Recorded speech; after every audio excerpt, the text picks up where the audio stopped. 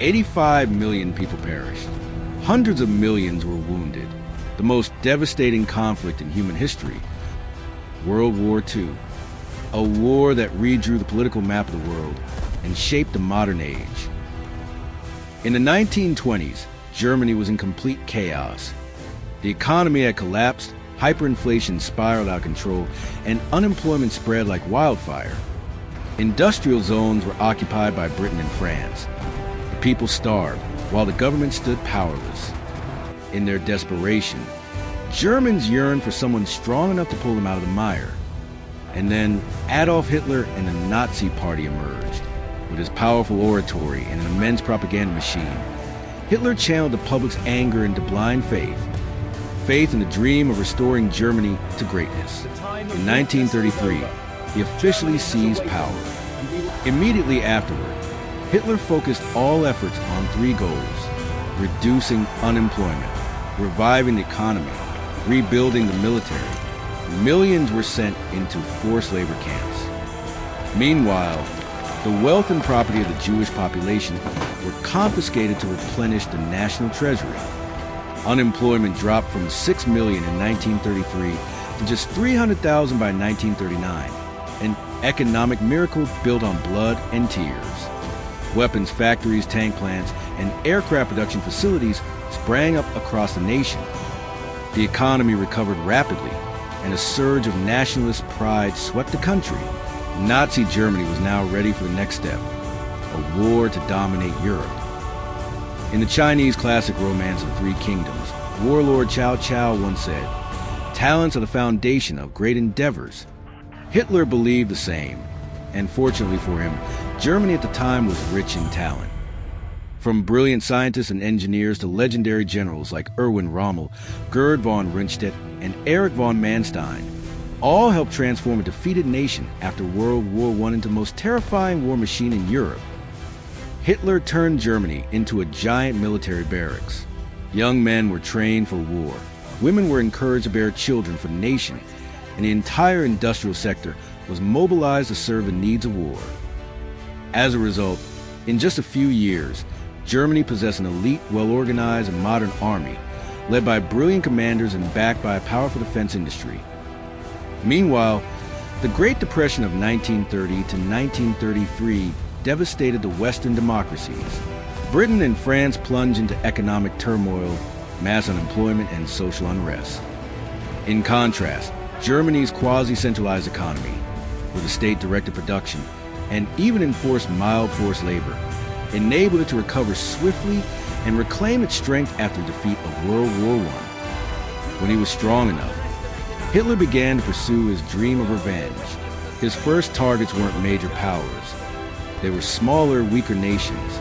In March 1939, German troops entered Czechoslovakia, an unfortunate country that had been sold out in the Munich Agreement. This agreement, signed by British Prime Minister Neville Chamberlain, allowed Germany to annex the Sudetenland, home to more than 3 million ethnic Germans, in hopes of securing peace for our time. But in reality, the Sudetenland was where Czechoslovakia's main defense lines and heavy industry were concentrated. Once it was lost, the rest of the country was virtually exposed to German invasion. Hitler didn't stop at Sudetenland. He swallowed the rest of Czechoslovakia within months. The Munich Agreement thus became a symbol of appeasement and weakness. Both Britain and France now realized they had helped unleash a monstrous war machine. After Czechoslovakia, Hitler's next target was Poland, a country situated between Germany and the Soviet Union. But unlike Czechoslovakia, Poland had a stronger military and was backed by security guarantees from Britain and France. To avoid the risk of fighting on two fronts, Hitler struck a deal with the Soviet Union, his ideological enemy, through the Molotov-Ribbentrop Pact. This secret agreement divided Poland in half between the two powers. On August 31st, 1939, the Germans staged a false flag attack. German soldiers dressed in Polish uniforms stormed the Gleiwitz radio station, broadcasting a fake call to attack Germany. The next morning, September 1st, 1939, Hitler declared that Germany had been attacked and immediately launched a Blitzkrieg against Poland. September 1st, 1939 war had begun. The German Air Force, the Luftwaffe, opened an invasion with devastating bombing raids across Poland. Within hours, Polish airfields, communication centers, and transport lines were nearly obliterated. Soon after, over 2,500 German tanks and armored vehicles launched a three-pronged attack, striking simultaneously from the north, west, and south, all converging on the capital, Warsaw. In the skies, Stuka bombers screamed as they dropped bombs with deadly precision on convoys, artillery positions, and key bridges, paralyzing the Polish forces from the very first days. Faced with overwhelming force, Britain and France, Poland's so-called guaranteeing allies, did nothing. They avoided direct confrontation with Germany, secretly hoping that Hitler would continue eastward into a clash with the Soviet Union, the communist enemy both feared. For them, a war between Germany and the USSR might weaken both extremes, potentially bringing peace to the rest of Europe. But Poland was left to stand alone against the most powerful war machine in the world. Its generals still clung to World War I defensive strategies, spreading troops thinly across the country and digging trenches. But against the German Blitzkrieg, a lightning-fast combination of tanks, mechanized infantry, and air power, this outdated defense collapsed completely. After just 5 days of combat, the Germans had destroyed 3 major Polish divisions, killing over 10,000 troops while suffering fewer than 900 casualties themselves. Polish defensive lines were pierced, supply routes severed, and German tanks rolled deep into the Polish interior. The Polish Air Force was nearly wiped out of an original fleet of 400 aircraft. Only 54 remained operational by September 24th. Most had been shot down or destroyed on the ground. Many pilots were forced to flee to Romania to avoid total annihilation. Warsaw was under siege, its supply lines cut off, and all attempt to counterattack had failed. Poland's defensive plans collapsed completely within just 3 weeks. Germany's swift victory shocked the world and marked the birth of Blitzkrieg, a fast, brutal, and terrifyingly effective style of warfare never before seen in modern history. On September 17, 1939, as Poland's final lines of resistance crumbled under the German onslaught, the Soviet Union launched a surprise invasion from the east. Over 800,000 Red Army troops, divided into the Belarusian and Ukrainian fronts, swept across the border, storming into the Grecki region. In a single night, Poland's last hope was shattered. Facing a pincer movement from 2 superpowers, the Polish government understood the war was lost. By October 1939, the country had been divided between Germany and the Soviet Union, exactly as outlined in the secret protocols of the Molotov-Ribbentrop Pact. At that point, Hitler had achieved what he wanted, a secure eastern flank, allowing him to turn his full attention to conquering the rest of Europe. But he was still uneasy. To the north, Britain and France were beginning to strengthen their forces. In April 1940, Germany launched its next military campaign, the invasion of Denmark and Norway, expanding its security belt. Denmark was the first target and stood no real chance of resistance. Just 4 hours after receiving Hitler's ultimatum, the Danish military surrendered completely. Germany took control of the country so swiftly that most civilians didn't even realize what happened. But Norway was a different story. This nation was a strategic link in the iron ore supply chain from Sweden, the lifeblood of Germany's war industry. If Germany could secure Norway, it would ensure safe sea routes and avoid being cut off by the British Navy. When Germany finally acted, Britain and France scrambled to respond, but it was already too late. German naval forces quickly seized key ports, driving Allied fleets away. From the skies, the Luftwaffe rained down destruction on the Norwegian army, which had virtually no air defenses. Stuka bombers, the Ju-87s, screamed like death from above, obliterating pockets of resistance. By the end of April 1940, Norway had completely fallen, with the east secured by Soviet non-aggression and the north firmly under control. Hitler could finally turn his full attention westward. Now, he believed it was time to claim both the principle and the interest for what Germany had lost in World War I. His next target, France, the very power that had once forced Germany into submission 21 years earlier. And Hitler was about to show the world that Blitzkrieg was even more terrifying than anyone had imagined. In May 1940, Nazi Germany launched a lightning assault on France. The combined forces of Britain, France, and Belgium were quickly swept aside by Hitler's Blitzkrieg tactics. Learning from the mistakes of World War I, Hitler avoided a frontal assault on the heavily fortified Maginot Line. Instead, he chose to go around it through the Ardennes Forest, an area the Allies wrongly believed was impassable to tanks. In just one night, over 50 German divisions broke through, splitting the British and French forces, forcing hundreds of thousands of soldiers to retreat to the beaches of Dunkirk, where they were evacuated to Britain. On June 22, 1940, France surrendered. In less than 2 months, Luxembourg, Belgium, the Netherlands, and 3/4 of France fell into German hands. A puppet government known as Vichy France was installed, while Hitler began dreaming of conquering the British Isles. Germany launched Operation Sea Lion, CeeLo, the planned invasion of Britain, but to succeed, they needed air superiority.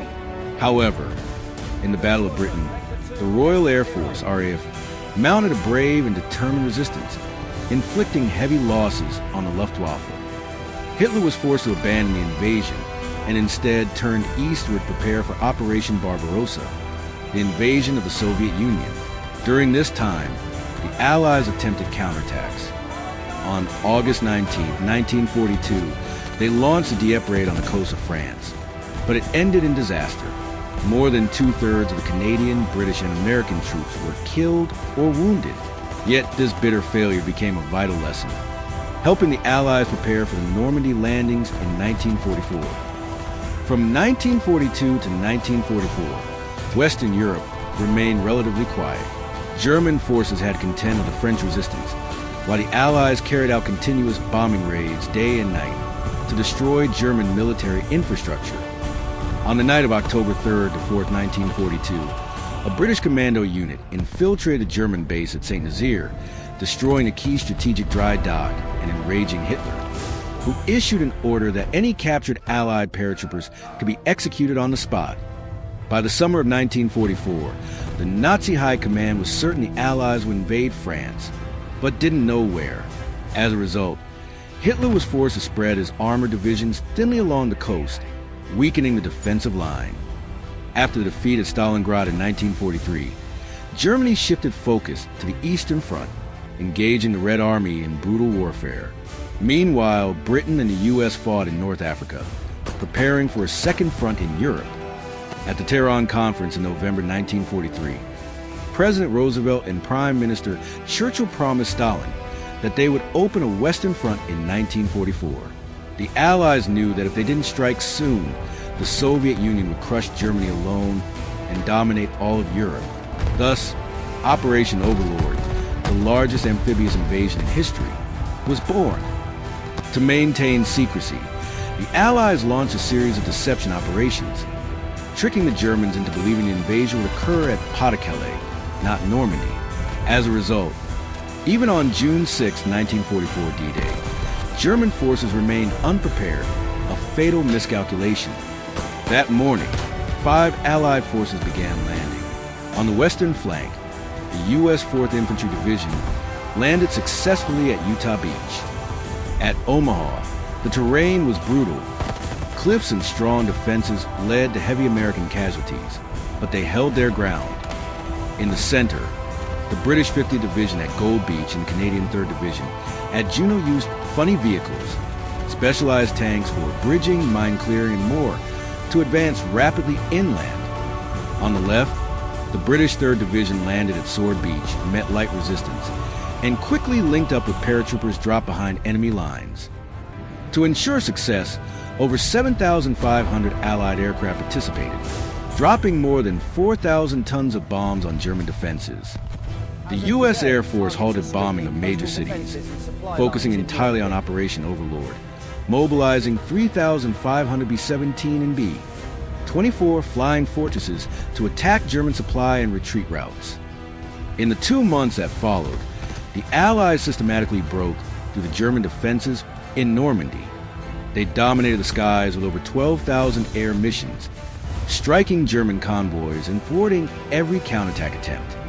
Brutal tank battles erupted between German Tigers and Panthers and Allied Shermans. Despite suffering heavy losses, the Allies eventually gained the upper hand. In July 1944, the Anglo-American forces, with over 1 million troops and 1,000 tanks, launched a major assault on German lines in southern Normandy. However, they soon realized they were facing fierce resistance from the Nazi forces. Germany's 88mm guns fire with pinpoint accuracy, covering every inch of ground.